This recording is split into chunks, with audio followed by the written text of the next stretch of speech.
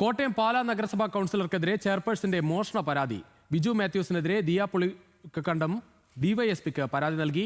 Office മുറിയിൽ കയറി seal വെച്ച ഫയൽ, അതോടൊപ്പം വിലപിടിപ്പുള്ള വാച്ച് എന്നിവ മോഷ്ടിച്ചെന്നാണ് പരാതിയിലുള്ളത്.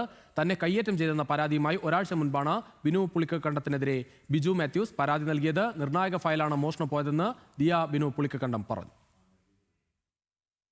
ഇമ്പോർട്ടൻ്റ് ആയിട്ടുള്ള പല സാധനങ്ങളും ഞാൻ വെച്ചിട്ട് പോകുന്നൊരു ഫയലാണ്. അപ്പോൾ ഒരു ഫയൽ നഷ്ടപ്പെട്ടിരുന്നു. അതിനകത്ത് എൻ്റെ ഒരു വാച്ച് ഇരിപ്പുണ്ടായിരുന്നു. പക്ഷേ അത് വാച്ചെടുക്കാൻ വേണ്ടി എടുത്തായിരിക്കില്ല ആ ഫയൽ. പക്ഷേ എനിക്ക് ആ ഫയലാണ് വേണ്ടത്. എൻ്റെ ഭരണത്തിൽ പിഴവ് വരുത്താൻ വേണ്ടി ചെയ്തതായിരിക്കാം.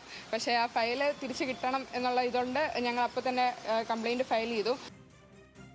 തുടക്കം മുതൽ ഭരണസമിതിയെ സമ്മർദ്ദത്തിലാക്കാൻ ശ്രമിച്ച ആളാണ് ബിജു മാത്യൂസ് എന്ന് ബിനു പുളിക്കക്കണ്ടവും ആരോപിച്ചു.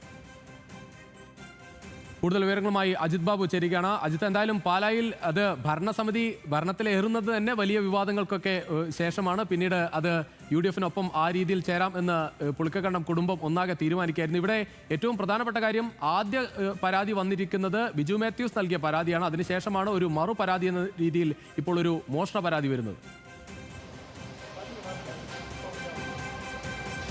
രുചിഷ, ഓട്ടോറിക്ഷ സ്റ്റാൻഡുമായി ബന്ധപ്പെട്ട തർക്കമാണ് ആദ്യ ദിവസം ഇത്തരത്തിൽ പാർലമെന്ററി പാർട്ടി യോഗത്തിൽ അതൊരു തർക്കത്തിലേക്കും പിന്നീട് വാക്കേറ്റത്തിലേക്കും ഉൾപ്പെടെ കലാശിക്കുന്ന സാഹചര്യം ഉണ്ടായത്. പിന്നീട് ഇക്കാര്യത്തിൽ പോലീസിൽ ബിജു മാത്യൂസ് പരാതി നൽകുകയായിരുന്നു. തന്നെ മർദ്ദിച്ചെന്ന് ഉൾപ്പെടെ ചൂണ്ടിക്കാണിച്ചുകൊണ്ടായിരുന്നു പരാതി.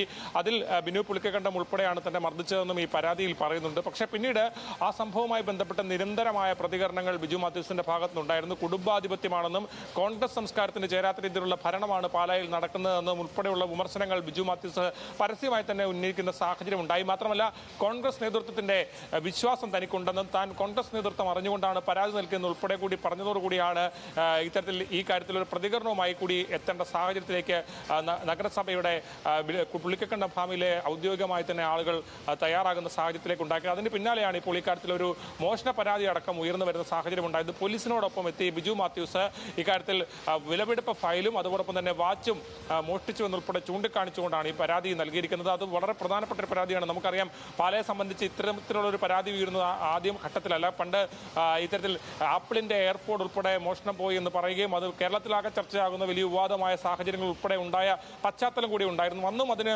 രാഷ്ട്രീയമായ കാരണങ്ങൾ ഉൾപ്പെടെ ഉണ്ടായിരുന്നു. ആ തുടർച്ചയിൽ തന്നെയാണ് അങ്ങനെ കാണുമ്പോൾ ആ സംസ്കാരം തന്നെ ഇവിടെ പാലയിൽ വീണ്ടും ആവർത്തിക്കപ്പെടുന്നു എന്ന് തന്നെ പറയേണ്ടി വരും. ഏതാണെങ്കിലും ഇക്കാര്യത്തിൽ തന്റെ വാച്ചും അതുപോലെ തന്നെ പ്രധാനപ്പെട്ട ഫയലും നഷ്ടപ്പെട്ടതെന്ന് ദിയ പുളിക്കക്കണ്ടം ഉൾപ്പെടെ ഇപ്പോൾ മാധ്യമങ്ങളോട് പറയുന്ന സാഹചര്യം ഉണ്ടായി. ഇക്കാര്യത്തിൽ ഏതാണെങ്കിലും കോൺഗ്രസിന്റെയും UDF-ന്റെ നേതൃത്വം ഈ പ്രശ്നം പരിഹരിക്കാനായി ശ്രമങ്ങൾ ഉൾപ്പെടെ നടത്തിയിരുന്നെങ്കിലും അത് വിജയിച്ചിട്ടില്ല. ഏതാണെങ്കിലും അത് വഷളായിരിക്കുന്നു. ഇനി അത് ഏത് പൊട്ടിത്തെറിയിലേക്ക് ഉൾപ്പെടെ പോകുമോ എന്നുൾപ്പെടെയുള്ള കാര്യങ്ങളാണ് കണ്ടറിയേണ്ടത്. കോൺഗ്രസിന്റെ പിന്തുണ ബിജു മാത്യൂസിനുണ്ടെന്ന് ബിജു മാത്യൂസും അത്തരത്തിൽ കോൺഗ്രസിന്റെ പിന്തുണ തങ്ങൾക്കുണ്ടെന്ന് ദിയ പുളിക്കക്കണ്ടവും ഉൾപ്പെടെ പറയുമ്പോൾ അത് സ്വാഭാവികമായും കണ്ടറിയേണ്ടതാണ്. ഏതാണെങ്കിലും കോൺഗ്രസിന്റെ നേതൃത്വത്തിലെ പ്രധാനപ്പെട്ട ആളുകളൊന്നും ഈ കാര്യത്തിൽ പ്രതികരിക്കാത്തത് ഉൾപ്പെടെയുള്ള കാര്യങ്ങൾ അറിയേണ്ടതാണ്. ബിജു മാത്യൂസിന് മൗനമായ പിന്തുണ നൽകുന്നുണ്ടോ ഉൾപ്പെടെയുള്ള ചോദ്യങ്ങൾ കൂടി ഇവിടെ ഉയർന്നു വരുന്നുണ്ട്. ഏതാണെങ്കിലും പാലയിലെ ഭരണം അത് വലിയ പ്രതിസന്ധിക്ക് മുമ്പിലാണ് നിൽക്കുന്നത്. ഇതിനോടകം തന്നെ പ്രതിപക്ഷം ഇക്കാര്യത്തിൽ ഭരണ പ്രതിസന്ധി ഉൾപ്പെടെ ഉണ്ടെന്നുള്ള ആരോപണങ്ങൾ ഉന്നയിച്ചു കഴിഞ്ഞു. അത്തരത്തിലുള്ള സാഹചര്യങ്ങൾ കൂടി നിൽക്കുന്നുണ്ട്. ഏതാണെങ്കിലും വലിയ ചർച്ചകൾക്കും വിവാദങ്ങൾക്കും ഒടുവിൽ അധികാരത്തിലെത്തിയ പാലാ നഗരസഭയിലെ ഭരണം 6 മാസം പിന്നിടുമ്പോൾ അത് വീണ്ടും വിവാദങ്ങളിലേക്ക് കൂപ്പുകുത്തുന്ന കാഴ്ചയാണ് നമ്മൾ കാണുന്നത്.